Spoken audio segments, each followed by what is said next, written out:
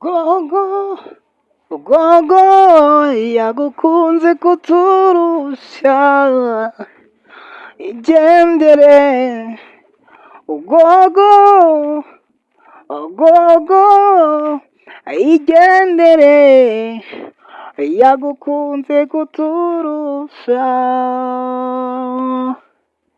Inguru y'incamugongo mu rw'imisozi igihumbi, inguru y'incamugongo mu basengamana ndetse n'abemeramana yitwa gogo. Ku izina rye yamenyekanyeho cyane cyane hano mu Rwanda ndetse no mu bihugu bihanye imbibi n'u Rwanda, cyane cyane harimo igihugu cy'u Burundi ushyizeho na Uganda, dore ko anariho yaje kwitaba Imana, yari amaze iminsi arwariye.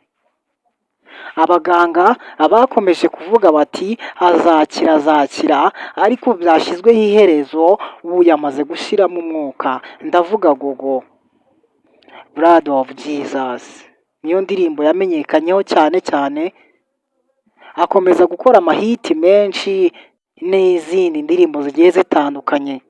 Yari amaze iminsi mu ivugabutumwa mu gihugu cy'u Burundi, aho yambutse ajya hakurya mu gihugu cya Uganda, anahakora ivugabutumwa ryinshi cyane. Abantu baramukunda ndetse n'insengero nyinshi zijya zimutumira mu bitaramo bigiye bitandukanye.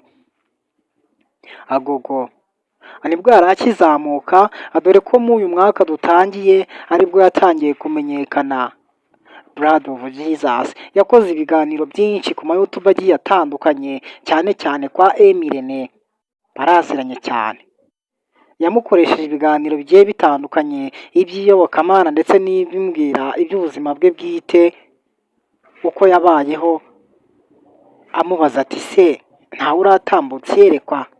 Ajya avuga ati hariho benshi bajya bampamagara bambwira ko bashaka ko dukundana, ariko ngabahakanira. Iyi nkuru y'incamugongo yamenyekanye kuri uyu wa gatatu, ku itariki ya 3 ukwezi ni ukwa 9. Yamenyekanye mu mugoroba mu ma saa 3 z'ijoro, aho bahamagaye iwabo mu rugo havuka gogo. Arabwira ati ariko uko mbibona yatangiye kuremba cyane. Ntibyaciye inkuru nziza ku babyeyi bamubyara, dore yuko bari bazi ikibazo asanzwe agira cy'uko arwara ariko akoroherwa. Gogo yaje kwitaba Imana avuze amagambo akomeye cyane. Uyu witwa gogo wamenyekanye mu ndirimbo nyinshi zigiye zitandukanye, cyane cyane Blood of Jesus yaje gusubirwamo. Aho ni umugabo w'umunyakenya, nawe yaje kuyisubiramo. Disi yanamusabye yuko bayikorana remix, ariko ntibyagenda neza gogo, ngo byaje kuba yuko yari arwaye. Iki cyumweru cyari kirangiye, yari amaze iminsi ari gukora ibitaramo ndetse agenda asura insengero avuga ijambo ry'Imana mu gihugu cya Uganda. Nguko nagiye mbikubwira, yarishimiwe cyane,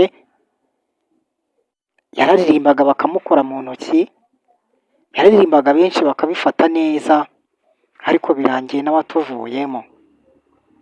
Abasitari benshi bagiye bazamuka byihuse. Reka dusubize inyuma mu bitabo, twibuke urupfu rwa Dorimbogo. Dorimbogo nawe ni uko byagenze, yapfuye bitunguranye, apfa asize abana 2. Uwo mvuga ni Dorimbogo. Nagira ngo tubisanishe n'ibi ngibi by'uwitwa gogo, nawe dore ko yaje kwitaba Imana, ariko we yari yariyeguriye umurimo wo gukorera Imana, agiye akiranutse. Reka tuvuge ngo rest in peace, kuko agiye iwabo wa twese. Ariko reka tubivuge ko agiye kare, kuko nibwo yari agitangira kuba umuntu.